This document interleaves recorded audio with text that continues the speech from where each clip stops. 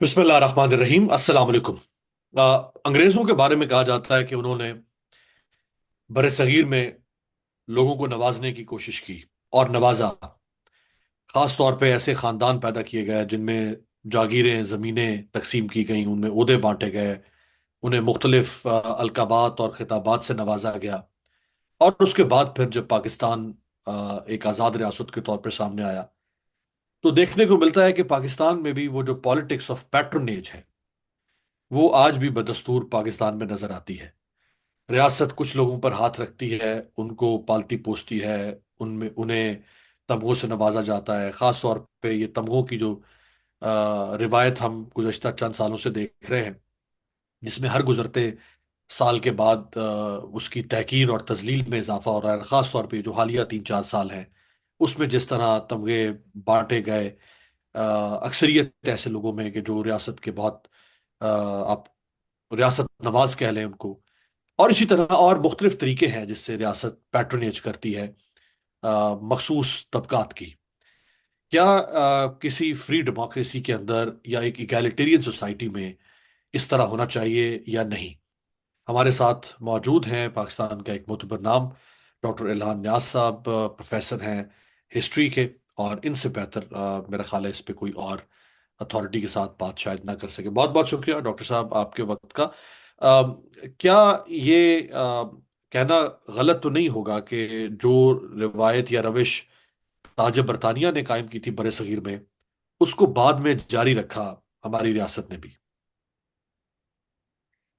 देखिए, ये जो रिवायत थी, ये अंग्रेजों की यहाँ पे बनाई हुई नहीं थी।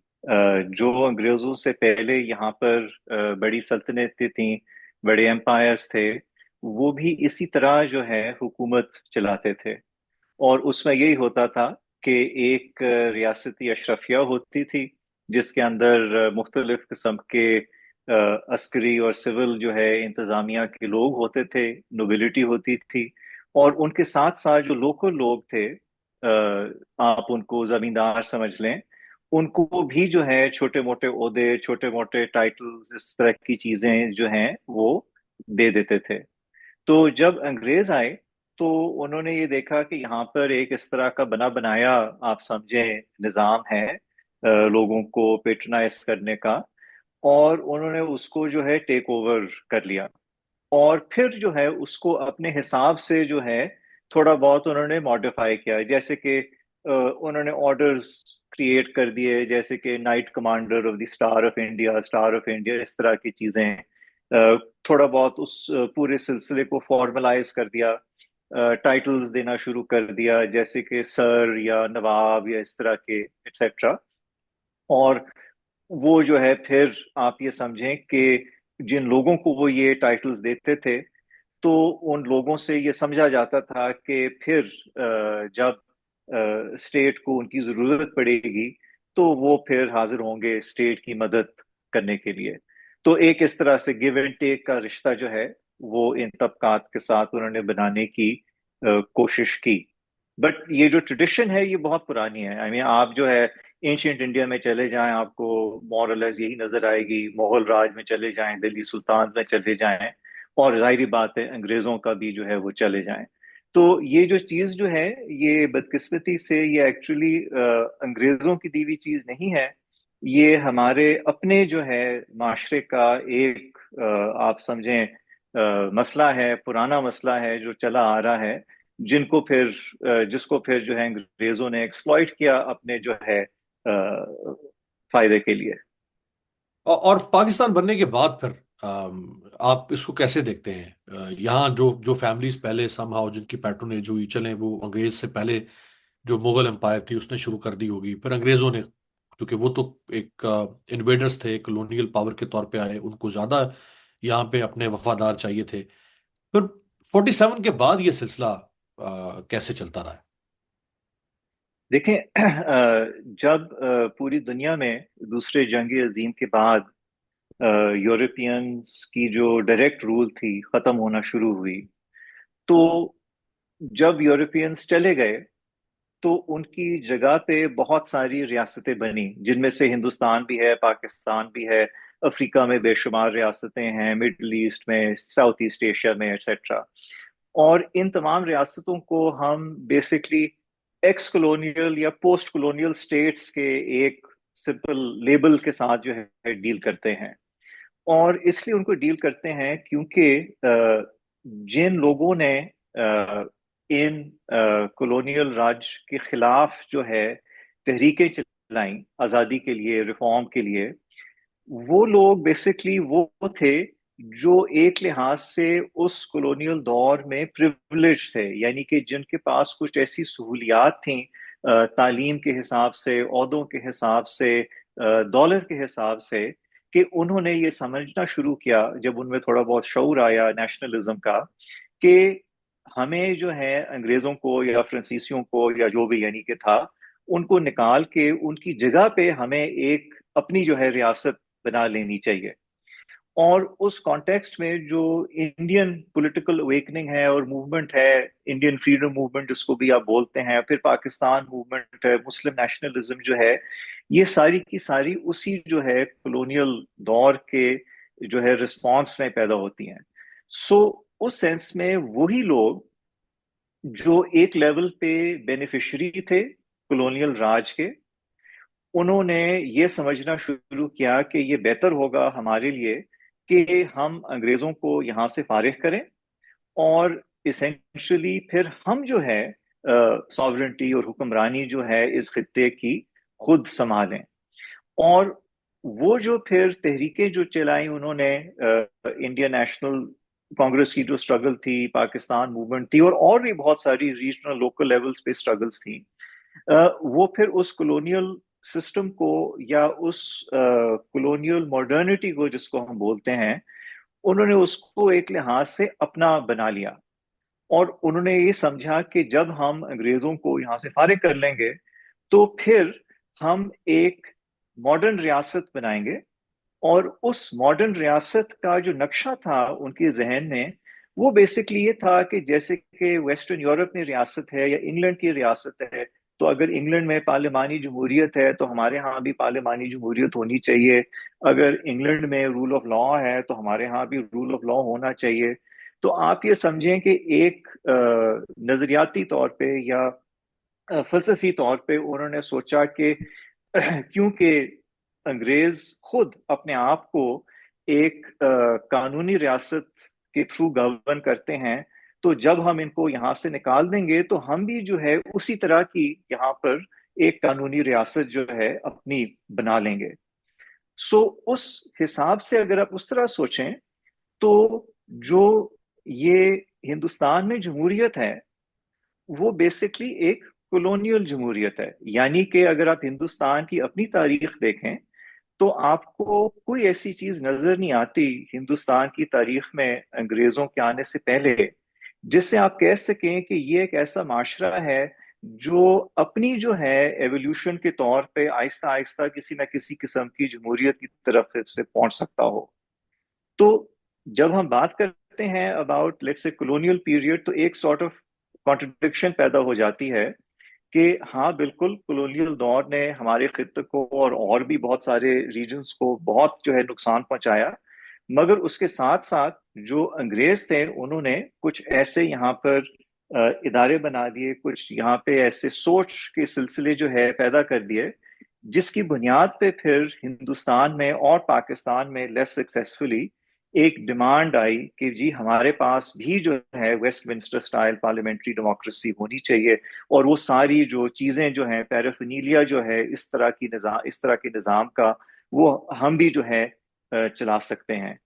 सो आई थिंक इट्स इम्पोर्टेंट कि इस चीज को हम सामने रखें अगर आप कोई भी डिस्कशन करें about democracy in south Asia और अदर सच प्लेसेस। और पाकिस्तान में जिस तरह कुछ पॉलिटिकल पार्टीज को वक्तन फवक्तन मुख्तलिफ अदवार में पैट्रनेज किया जाता रहा, इसी तरह कुछ बड़ी फैमिलीज हैं, पॉलिटिकल फैमिलीज पार्टीज के अलावा, उनको पैट्रनेज किया जाता है। मीडिया में कुछ फ्रैक्शंस को पैट्रनेज किया जाता है। कुछ और प्रेशर ग्रुप्स हैं, फिर मजहबी जमातें हैं पाकिस्तान में, या मजहबी प्रेशर ग्रुप से धड़े हैं, उनको पैट्रनेज किया जाता रहा। इसके रूट्स आप कहाँ देखते हैं? उसी से जाके मिलते हैं?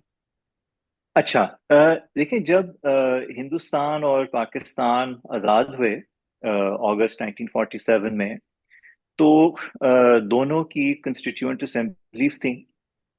हमारी जो कंस्टिट्यूएंट असेंबली थी उसमें तकरीबन 79 सीट्स थी, जिसमें से तकरीबन 60 जो थी वो मुस्लिम लीग की थी।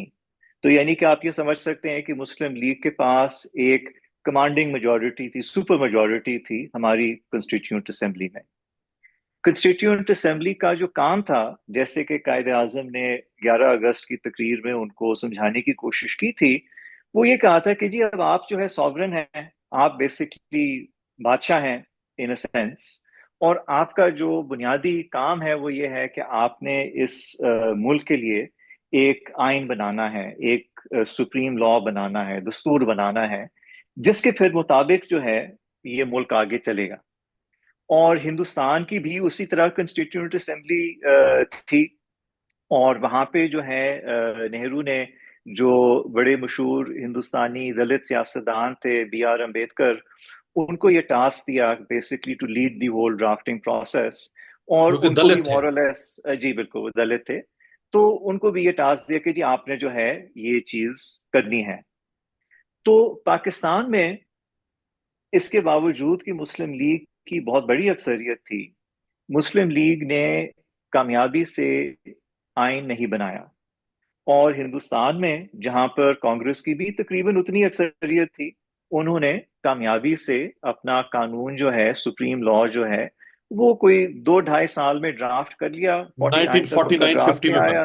बिल्कुल। और फिर उसके ऊपर मजीद डिबेट हुई, डिस्कशन हुई, और फिर फाइनली उसके मुताबिक जो है वो अडॉप्ट भी हो गया। और 1952 में जाके उनकी पहली जो है गवर्नमेंट भी बन गई आफ्टर द डेमोक्रेटिक इलेक्शंस।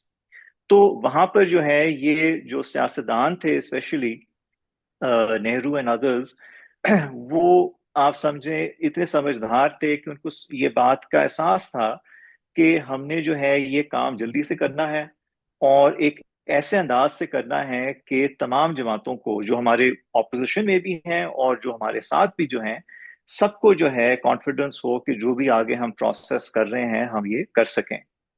अब उसमें जो है, जो हिंदुस्तान की सिविल सर्विस है, उनका बहुत बड़ा रोल है।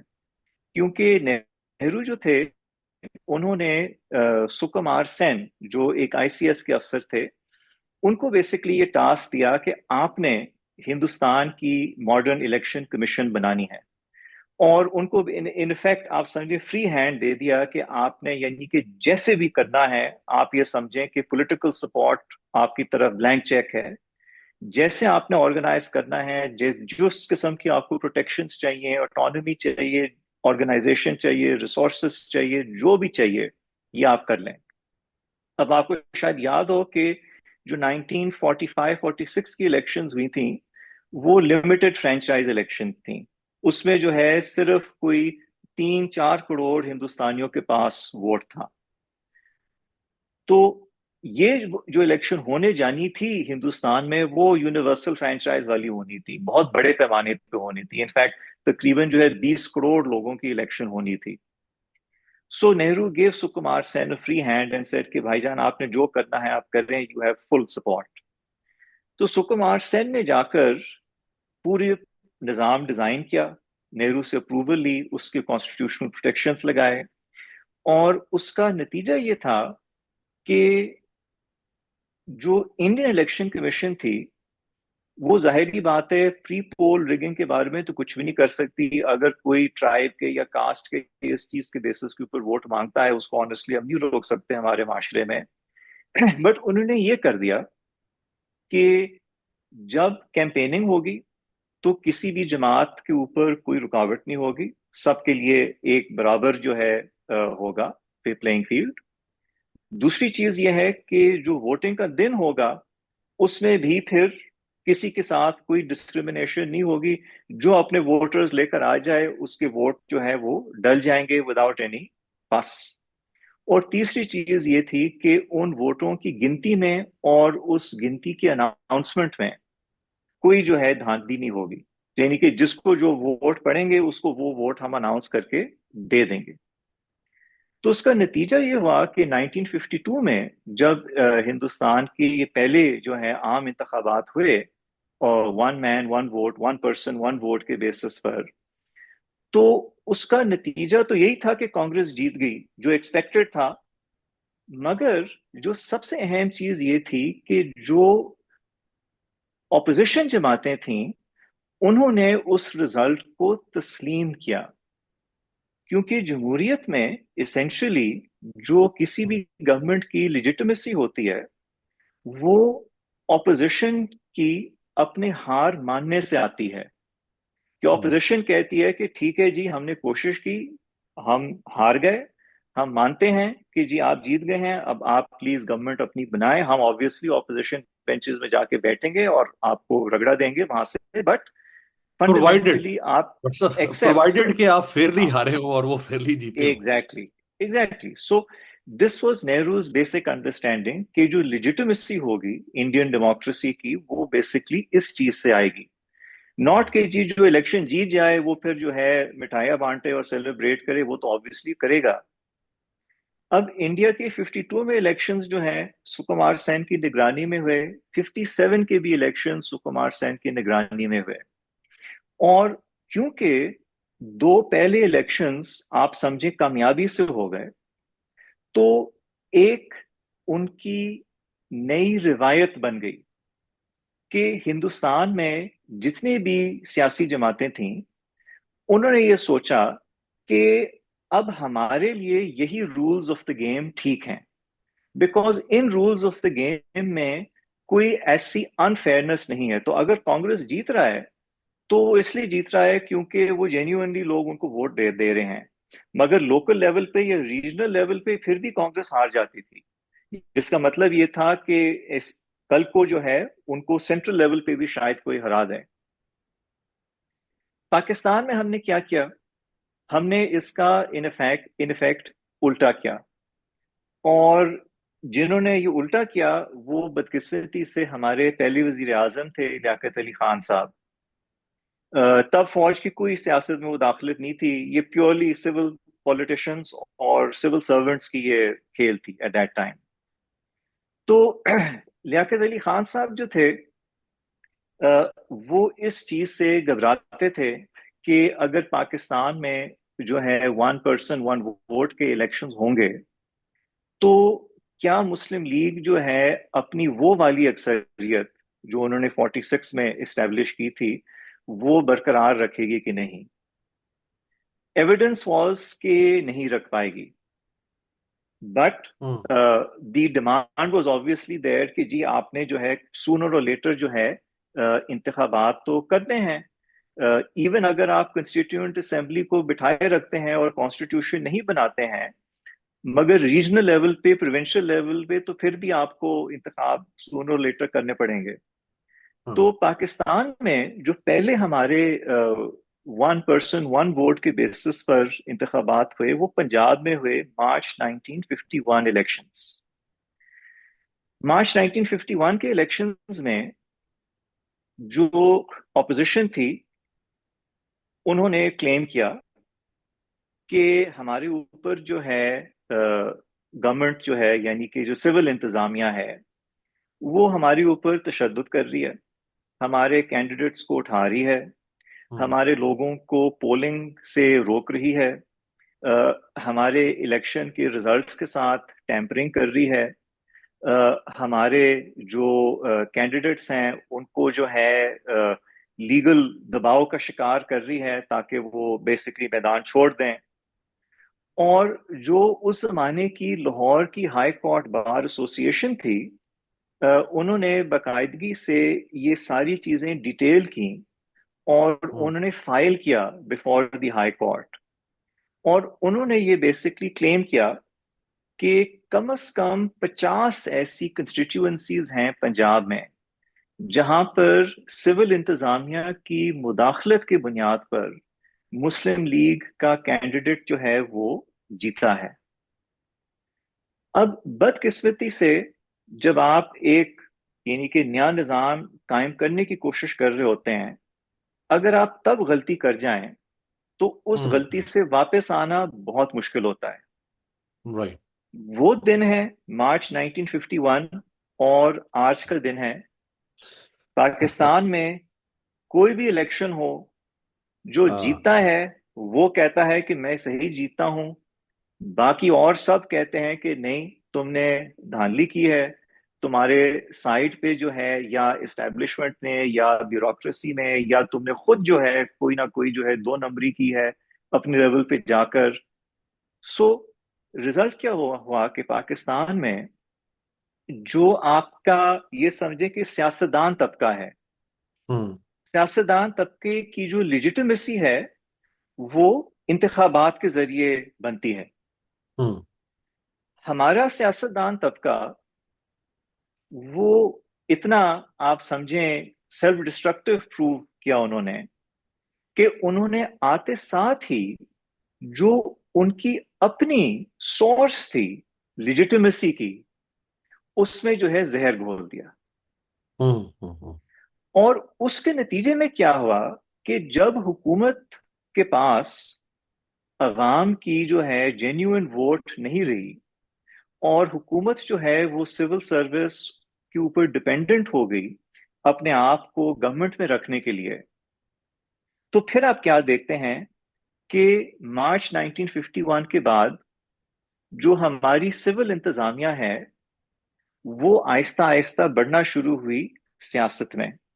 हम्म। और लियाकत अली खान के असैसिनेशन के बाद जब ख्वाजा नाज़मुद्दीन जो है वो गवर्नर जनरल का ओहदा छोड़ के प्राइम मिनिस्टर बने, तो उनकी जगह पर रिटायर्ड सिविल सर्वेंट गुलाम मोहम्मद को गवर्नर जनरल बना लिया।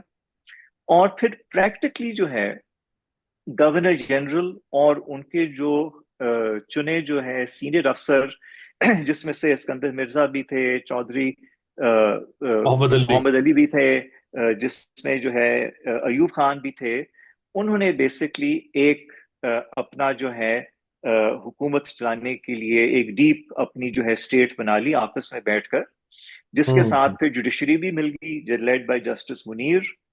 और उन्होंने ये समझा कि बेसिकली हमारे जो सियासतदान हैं वो निकम्मे हैं, चोर हैं, डाकू हैं, जो भी हैं, ठीक शायद ठीक ही कहते होंगे।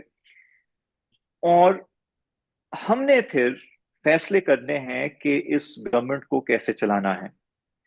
तो इसेंशियली जब ख्वाजा नाज़िमुद्दीन को ये हाँ। 17 अप्रैल 1953 पर व्हेन ही वाज ओवरथ्रोन, वो बेसिकली पाकिस्तान का सबसे पहले कामयाब coup था। और उसके बाद पाकिस्तान राइट। की जो है सबसे डॉक्टर पहले साहब। जो है हाइब्रिड रजीम बनी। जी, तो सॉरी ये फॉर हमारी इंटरप्शन। बहुत बड़ी ये, नाकामी थी। हाँ, वो बहुत अच्छा और बड़ा इंटरेस्टिंग मेरे लिए नया पर्सपेक्टिव है कि वो जो हमारी धांधली के रूट्स हैं वो कैसे जाके लियाकत अली खान के ज़माने में मुस्लिम लीग के इलेक्शन से रिलेक्टेंस के साथ जुड़ती हैं।